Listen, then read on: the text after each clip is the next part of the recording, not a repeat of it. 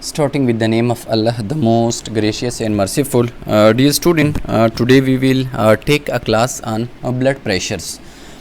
तो blood pressure जिसके बारे में अक्सर ऑस्की के एग्ज़ाम्स में डिफरेंट स्टेशंस के ऊपर उसकी डिमॉन्स्ट्रेशंस के हवाले से जो है वो क्वेश्चंस की जाती है या उसको फॉर्म के हवाले से जो है वहाँ पे लिखा होता है कि स्टेशंस के ऊपर आप लोगों ने ब्लड प्रेशर को डिमॉन्स्ट्रेट करना है।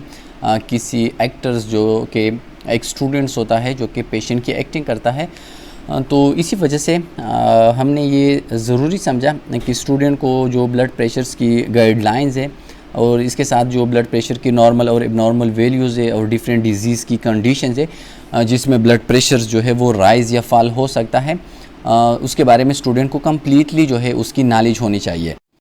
तो firstly we will define blood pressure और इसके बाद जो ब्लड प्रेशर की डिफरेंट डिजीज़ के साथ रिलेशन है उसको हम डिस्कस करेंगे और एट द एंड जो स्टैंडर्ड गाइडलाइंस है ब्लड प्रेशर्स के लिए उसको हम जो है वो डिस्कस करेंगे। तो सबसे पहले हम बात करेंगे ब्लड प्रेशर, यानी ब्लड प्रेशर को हम डिफ़ाइन करेंगे कि ब्लड प्रेशर्स क्या है। तो blood pressure is the force of blood pushing against wall of arteries, यानी ब्लड प्रेशर वो प्रेशर है जो कि हार्ट ने लगाना है ताकि वो ब्लड को आर्टरीज के अंदर धकेल दे और वो ब्लड आर्टरीज के अंदर चल जाके वो डिफरेंट जो सेल्स है ह्यूमन बॉडी के वहाँ तक पहुँच जाए। तो मतलब यह है कि वो प्रेशर जो कि हार्ट ने एग्जर्ट करना है ताकि वो ब्लड को आर्टरीज में धकेल दे और आर्टरी के थ्रू वो ह्यूमन बॉडी की जितनी भी सेल्स है वहाँ तक पहुँचा दे, तो उसको हम कहते हैं ब्लड प्रेशर। यानी जिस तरह हम मुख्तलिफ़ किस्म की मशीन्स लगा देते हैं, डांग की मशीन्स हम लगा देते हैं या बोर्स की जो मशीन हम यूज़ कर लेते हैं जिसके थ्रू हम ऊपर 3rd या 4th फ्लोर पे जहाँ पे टैंकी होती है वहाँ तक हम पानी जो है पानी को प्रेशर दे देती है और वहाँ तक पानी को हम धकेल देती है। तो इसी तरह heart beat just like a pressure pump, तो ये भी एक प्रेशर पंप की तरह है और इसका काम भी है ह्यूमन बॉडी की डिफरेंट यानी जो भी डिस्टल सेल्स है वहाँ तक ह्यूमन बॉडी की जो ब्लड है उसको पहुँचाना, ये हार्ट का काम है। तो ब्लड प्रेशर्स की 2 कंपोनेंट है। फर्स्ट कंपोनेंट को हम कहते हैं systolic pressure, greatest force exerted when heart contracting, और सिस्टोलिक प्रेशर ये सबसे ज़्यादा प्रेशर है जो कि हार्ट ने फर्स्ट टाइम पे लगाना है ताकि वो ब्लड को एक्सर्ट करे या ब्लड को पुशअप करे इनटू द आर्टरीज। दूसरे को हम कहते हैं डायस्टोलिक, इसकी जो वैल्यूज़ है इसकी जो प्रेशर है वो कम है एज़ कम्पेयर टू सिस्टोलिक, और least four exerted is heart relax, और ये इस टाइम जो है ये फोर्स लगाया जाता है जिस टाइम हार्ट जो है वो रिलैक्स हो जाए और लंग से जो ब्लड है वो हार्ट के जो वेंट्रिकल्स है या ऑरिकल्स है वहाँ तक आ जाए। तो मतलब यह है कि एक से सिस्टोलिक प्रेशर जो कि ज़्यादा है, यानी सिस्टोलिक प्रेशर ये उस टाइम पे हार्ट लगा देता है जब वो ब्लड को आर्टरीज में धकेल देते हैं। दूसरा है डायस्टोलिक, ये प्रेशर है जो कि कम है वैल्यूज़ में और इस टाइम पे जो लंग है वहाँ से ब्लड आ जाता है into the heart.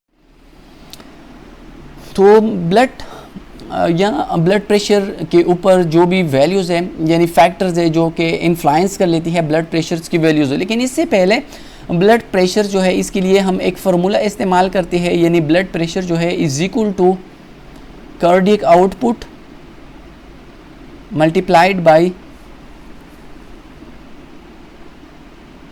Systematic vascular resistant multiplied by systematic vascular resistant. तो ये बराबर है ब्लड प्रेशर की, यानी blood pressure is equal to cardiac output multiplied by systematic vascular resistant. और इस तरह अगर हम कार्डियक आउटपुट को मेजर करना चाहते हैं तो कार्डियक आउटपुट यानी एक कंट्रैक्शंस के दौरान हार्ट कितना ब्लड जो है वो आर्टरीज के अंदर धकेल देते हैं, तो इसको हम कहते हैं कार्डियक आउटपुट। तो cardiac output is equal to heart rate, तो ये heart rate HR multiplied by stroke volume, और स्ट्रोक वॉल्यूम ब्लड की वो वॉल्यूम्स है जो कि एक कंट्रैक्शंस के दौरान जो है वो आर्टरीज के अंदर जो है वो चला जाता है। और हार्ट रेट जैसा कि आप लोगों को पता है कि 1 मिनट में हार्ट जितनी दफ़ा कंट्रैक्शंस और रिलैक्सेशन करता है उसको हम कहते हैं हार्ट रेट। तो ये वो फार्मूला है जिसके ज़रिए आप किसी भी पेशेंट के हार्ट रेट या स्ट्रोक वॉल्यूम या कार्डियक आउटपुट जो है वो आप इजीली जो है वो मेजर कर सकते हैं। तो अक्सर इंटरव्यू में या ऑस्की की जो वाइवा है उसमें इस ब्लड प्रेशर की जो फार्मूला है उसके बारे में भी जो है वहाँ पे क्वेश्चंस की जाती है और आप लोगों से इसकी जो वैल्यूज़ है उसके बारे में पूछा जा सकता है। इसके बाद फैक्टर इन्फ्लुएंसिंग ब्लड प्रेशर, वो कौन से फैक्टर्स है जो कि इन्फ्लुएंस करता है या जो इफेक्ट करता है ब्लड प्रेशर को। तो सबसे पहले है वेट, यानी वेट के साथ भी ब्लड प्रेशर का ताल्लुक है। अगर वेट बढ़ जाए तो वेट के साथ ब्लड प्रेशर भी बढ़ जाती है। स्लीप, तो स्लीप के बारे में आप लोगों ने, स्लीप साइकिल्स के बारे में आप लोगों ने डिटेल के साथ जो है शायद स्टडी की होगी कि स्लीप की जो मुख्तलिफ़ किस्म की इसकी फेजेज़ है, एनआरएम है, रैम फेजेज़ है, तो उसमें डिफरेंट फेजेज़ के ऊपर कभी ब्लड प्रेशर राइज़ होती है और कभी कम होती है। इसके साथ एज, तो अक्सर एज के साथ ब्लड प्रेशर बढ़ जाती है, इमोशन के साथ भी ब्लड प्रेशर बढ़ जाती है, सेक्स, तो मोस्टली मेल की जो ब्लड प्रेशर है वो ज़्यादा होती है। और अगर हम मेल और फीमेल की ब्लड प्रेशर की सिस्टोलिक और डायस्टोलिक वैल्यूज़ को कंपेयर करें तो मेल की जो सिस्टोलिक वैल्यूज़ होती है तो अप्रॉक्सीमेटली 18 mmHg जो है उसमें राइज हो सकती है as compare to the female. और इस तरह अगर हम डिस्टोलिक की बात करें तो तकरीबन 3.6 तक जो है उसमें भी चेंजेस आ सकती है। इसके साथ हेरिडिटरी, तो कुछ फैमिलीज इस तरह होती है जिसमें हेरिडिटरी यानी उसमें वरासत के थ्रू उसकी जो ब्लड प्रेशर है या उसकी जो हार्ट डिजीज़ होती है वो इसकी फैमिलीज़ में रन कर देती है।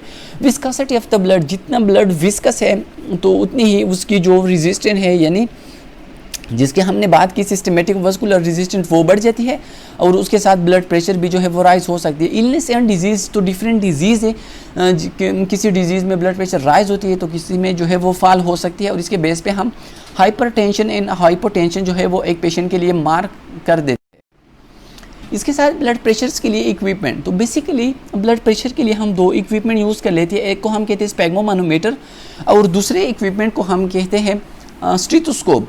तो फर्स्ट वन जो कि मोस्ट इंपॉर्टेंट है वो है स्पेग्मोमानोमीटर। तो स्पेग्मोमानोमीटर जो है इसकी 3 कंपोनेंट है। तो सबसे फर्स्ट कंपोनेंट इसको हम कहते हैं बीपी कफ, और ये मुख्तलिफ़ किस्म की पेशेंट्स के लिए जो है उसकी एज वाइज यानी एडल्ट के लिए अलग साइज़ की कफ होती है, पीड्स के लिए अलग साइज़ की कफ होती है।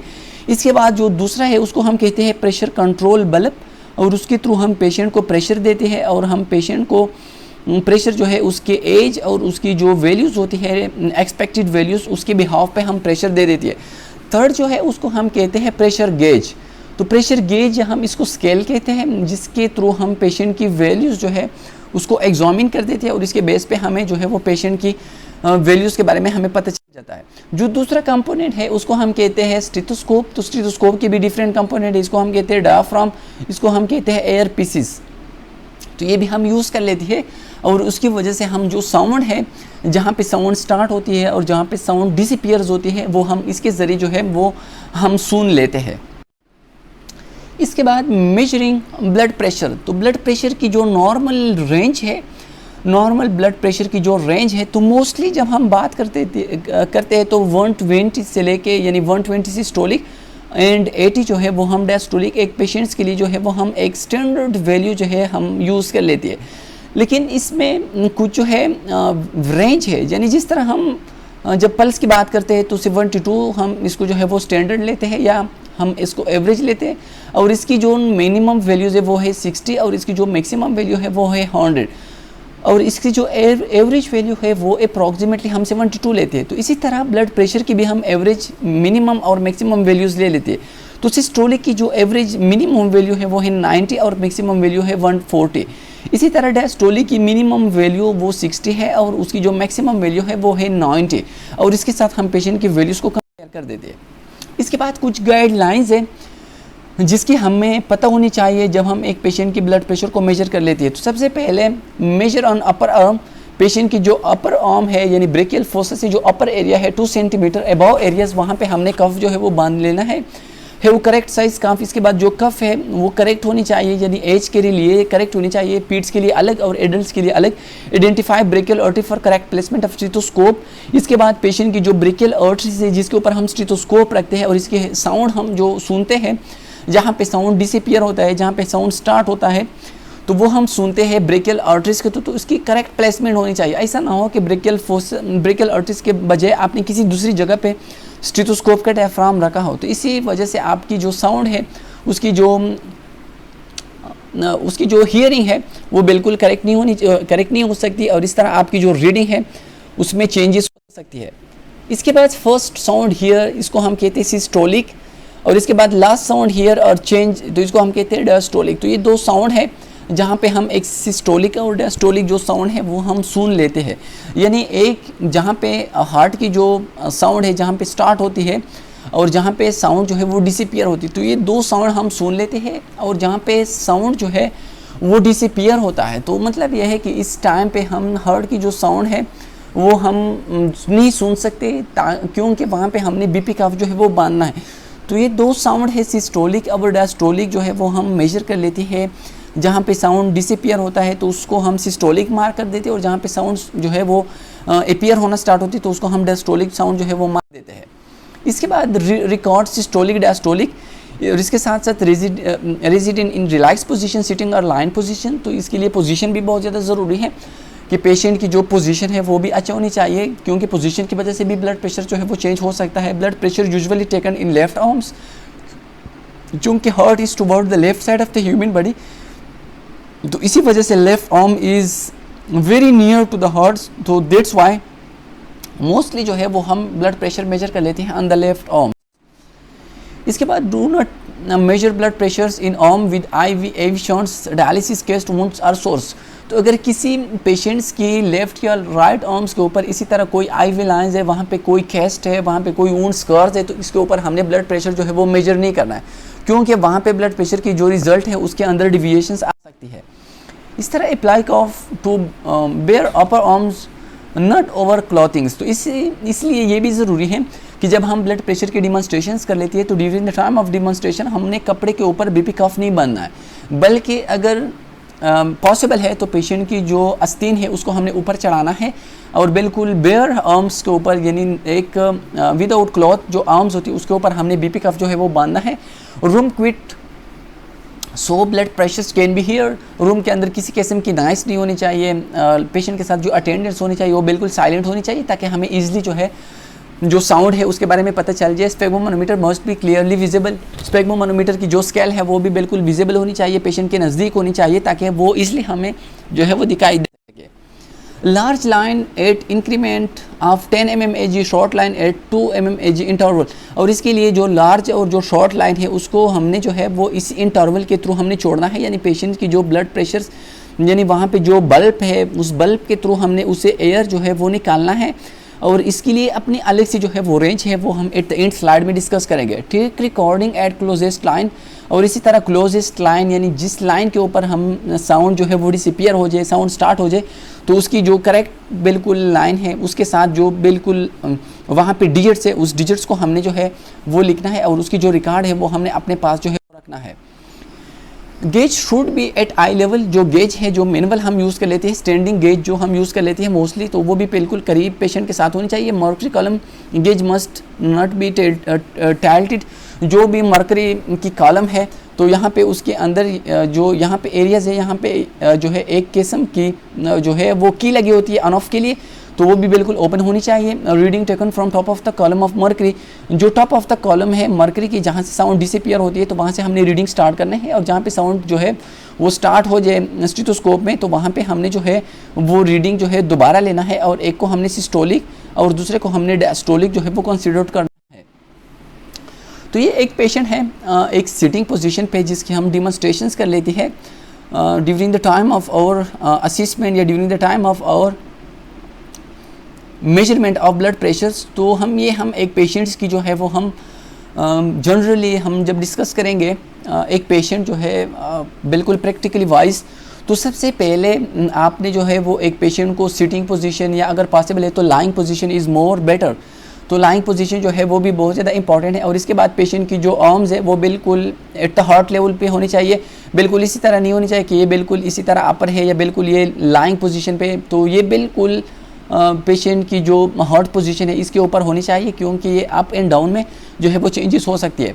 इसके बाद यहाँ पे अपर आर्म्स के ऊपर हमने यहाँ पे बीपी कफ जो है वो बांधना है, और इस कफ जो है इसकी करेक्ट साइज़ होनी चाहिए।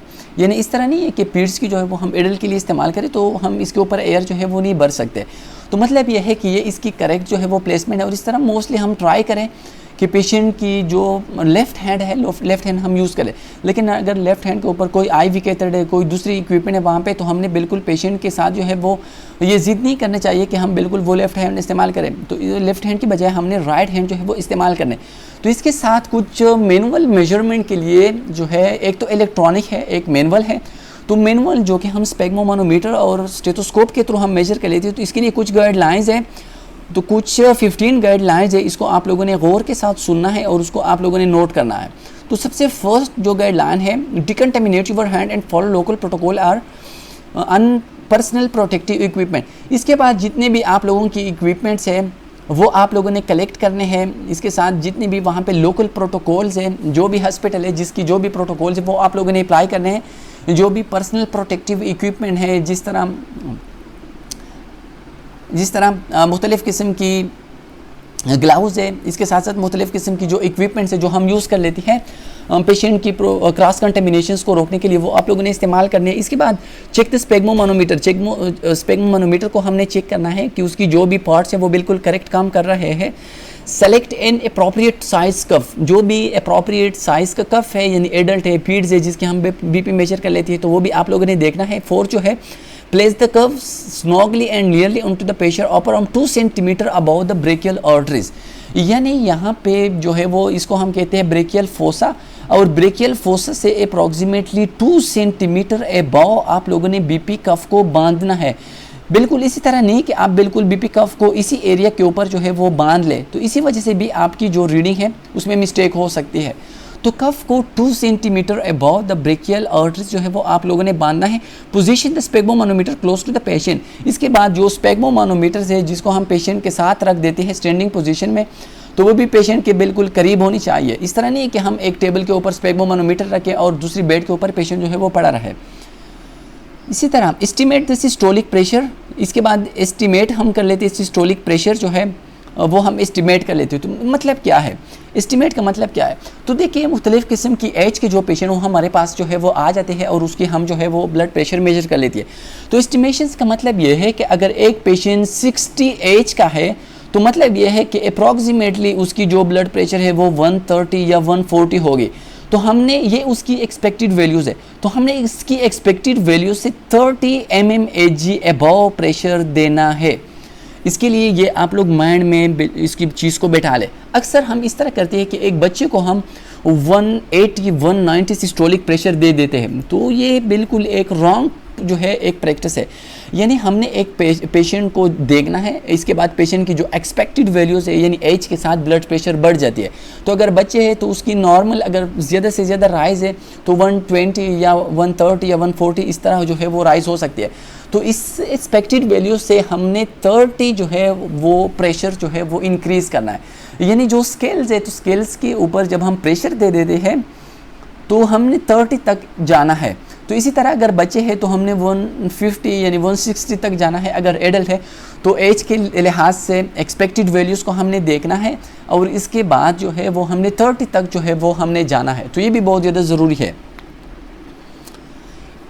तो इसके बाद place the diaphragm of the stethoscope generally और द ब्रेकियल आर्टरी। इसके बाद जो है वो हमने डायफ्राम ऑफ द स्टेथोस्कोप जो है वो बिल्कुल ब्रेकियल आर्टरीज जो है इसके थ्रू जो है उसके ऊपर जो है वो रखना है और इसको हमने जेन्युइनली जो है वो रखना है। बिल्कुल इस तरह भी नहीं कि आप बिल्कुल जो है स्लो उसके ऊपर रख दे, तो इस कंडीशन में भी आपको आवाज़ नहीं सुनाई देती।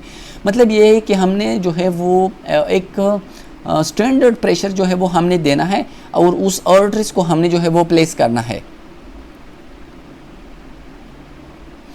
इसके बाद slowly deflate the cuff at rate of 2 to 3 mmHg per second. ये भी एक जो है एक इम्पॉर्टेंट बात है। अक्सर जब हम स्केल से यानी एक स्केल से लेट सपोज हमने 180 तक जो है वो प्रेशर दे दिया, अब हम जो है वो प्रेशर बल्ब के थ्रू हम उससे एयर निकाल देते हैं नोजल्स के ज़रिए। यानी यहाँ पे एक जो है वो स्लाइटली जो है एक नोजल से लगा होता है जिसके थ्रू हम जो है इसको डिफ्लेक्ट कर देती है। तो जब हम इसको जो इससे एयर निकाल देती है तो कुछ लोग बहुत ज़्यादा फर्स्ट जो है उससे एयर निकाल देती है, तो इसी वजह से भी हमें आवाज़ भी नहीं सुनाई देती और स्केल्स के बारे में स्केल्स के ऊपर भी हमें जो है वो रीडिंग्स अच्छी तरीके से जो है हमें मालूम नहीं हो सकती।